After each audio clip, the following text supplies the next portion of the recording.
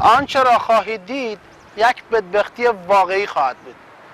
برنامه اشتخاص شد در این زمینه فقط گزارش داره.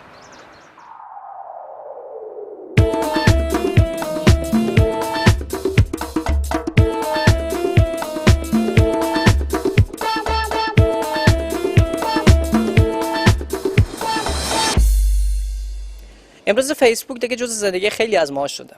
یعنی طرف بدون تشناب میتونه زندگی کنه، اما بدون فیسبوک نه. در کشورهای پیشرفته شبکه‌های اجتماعی چیز خوبیه. مثلا مشکلات خود را مطرح میکنن، به کمبودی‌های جامعه اعتراض میکنن، به سیاستمدارهای بی‌کفایت اعتراض میکنن. خلاصه از شبکه‌های اجتماعی به خاطر بهتر شدن اوضاع کار میگیرن. اما در جامعه ما خدا قبول کنه که هر کس روش و دلیل خاصی داره از استفاده از شبکه‌های اجتماعی. مثلا فیسبوک. حالا چی دلیل؟ میرم از زبان خود ملت همیشه در سنگر فیسبوک میشنویم. سلام شما فیسبوک دارین؟ سلام به خود شما. بله شکر خدا من 8 تا فیسبوک دارم برار. چند تا فیسبوک دارین؟ تا فعلا که 8 تا دارم. البته قراره به همین روزا بچه خاله مثل تا فیسبوک دیگه هم برام جور کنه. البته تو ایدی فیسبوک دیگه هم این نوز خاله مقال داده که پسورده یار برام بده. والا نمرد هی بزر قول خو میزنه.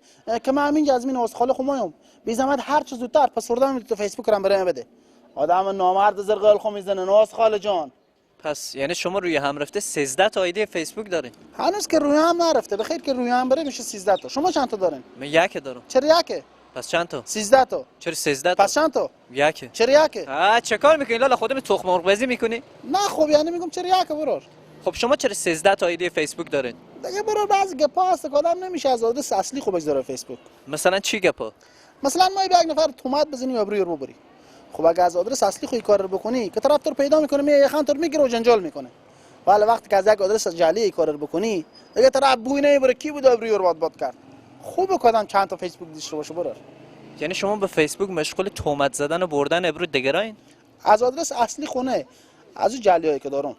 مگه فیسبوک جای تهمت زدن و بردن ابروی ملته؟ پس جای چیه دیگه؟ یعنی شما فقط به فیسبوک مشغول تهمت زدن و بردن ابرو دیگراین؟ البته همیشه هم که نه. گاهی وقتی هم که دیگرا به یک نفر تومت میزنن و ابروی میبرن باز میرم لایک میکنم و به اشتراک میگذارم. بفرمایید. با اجازه. راستی همون شبنم سویلایی که برای تو فیسبوک ریکوست داده همون منم. بی زحمت بود درخواستم رو اوکی کن که از بیانات گوهربار رو فیسبوک ببری. باشه. با اجازه.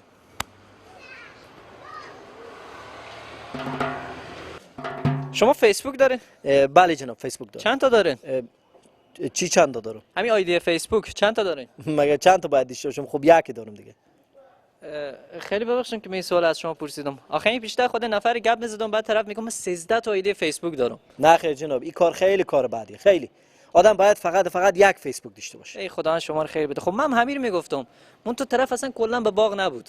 خب اینقدر فیسبوک چی بکاره لالا جون؟ آدم باید یک فیسبوک داشته باشه. ای خیر ببینید طرف 12 تا آیدی جعلی داشت. مردمای عقده‌ای زیادن لالا. بله دقیقاً. اصلا نظر فیسبوک ما چیکار؟ خب من همین میگفتم. تو طرف میگه کار به فیسبوک ابرو بردن و تهمت زدن به دیگرایه. یعنی 12 تا آیدی جعلی درست کرده بود فقط به همین خاطر. نه خیر خیلی کار بعدیه. خب اسراف لالا. آدم باید مثل من فقط یک آیدی داشته باشه خلاص. ای قربان آدم هوشیار با شخصیت. به همین یک آیدی هم یعنی هر کار دل آدم خواسته باشه میتونه بکنه. مثلا نمی خودمه به همین یک آیدی تا حالا شکر خدا تونستم آبروی 64 نفر از همین دوست و رفقا و قوم و خیشار ببرم و هم فقط به همین یک آیدی. بله یعنی میگم نیازی نیست که آدم 13 تا آیدی داشته باشه.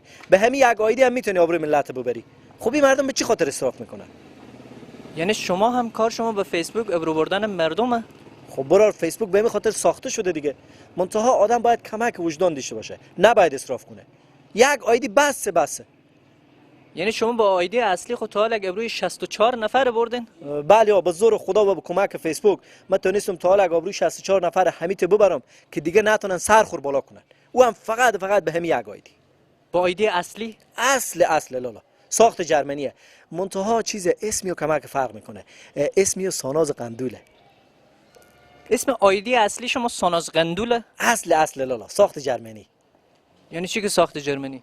یعنی این که بچه کاکا ما به جرمنی زندگی میکنه همین آیدی او به ما جور کرده. یعنی اصلیه لالا دل جمع باش.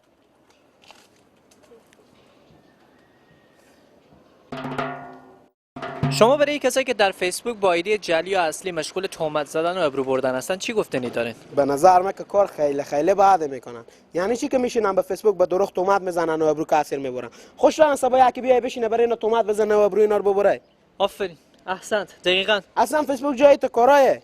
دقیقاً، آفرین. فیسبوک جا ابرو مردم بردن خونیه. فیسبوک جاییه که آدم برای یک لقمه نون حلال پیدا کنه، نه که برای به مردم تهمت بزنه.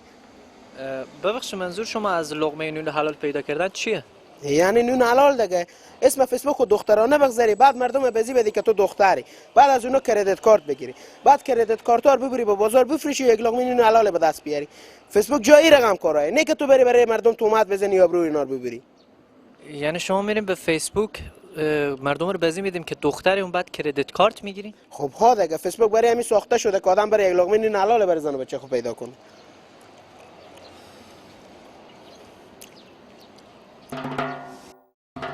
گفتنی شما به اون مردایی که به اسم دختر با خود فیسبوک تیار میکنن چیه؟ والله خیلی جرأت دارن، خیلی جرأت دارن، یعنی نوش جان اینا. یعنی چی که خیلی جرأت دارن؟ والله همین خودم که زنام جرأت نمیکنم که به اسم اصلی خود فیسبوک درست کنم. اسم بچه خود گذاشتم برو فیسبوک خو. آخه همین مردم زن ندیده که اسم یک زن برو فیسبوک میبینن، همین دست اینا اتومات میره به سمت مسیج مزاحمی. یعنی شما به اسم خود فیسبوک نداره؟ نه برار کی جرأت کنه اسم بچه خود گذاشتم برو آیدی خو. عجب ملت داره ما. مردا آیدی زنانه دارن، زنا آیدی مردانه. نام خدا فرهنگ 5000 ساله ای که از گوشام شعار میکنه. خب شما معمولا چی کارایی میکنین به فیسبوک؟ کارم به فیسبوک دلم به جین ترقوندنه. بله؟ من هر چیزی که به خود میخرم از روی عکس میگیرم میگذارم به فیسبوک که ام بجین ببینه دلم مثل نارنجک بری 80 تکه بشه. البته گاهی وقتا هم عکس پرهن یا آرایش از اینترنت میگیرم میگذارم به فیسبوک میگم که بخریدم که ام بجین ببینه امیت دل تکه تکشه. مونده نباشه. سلامت باشه. فیسبوک به همین خاطره دیگه که شما دل مردم بترقونین. همیت نیه؟ بله همیتنه. خیلی تشکر از شما. خواهش.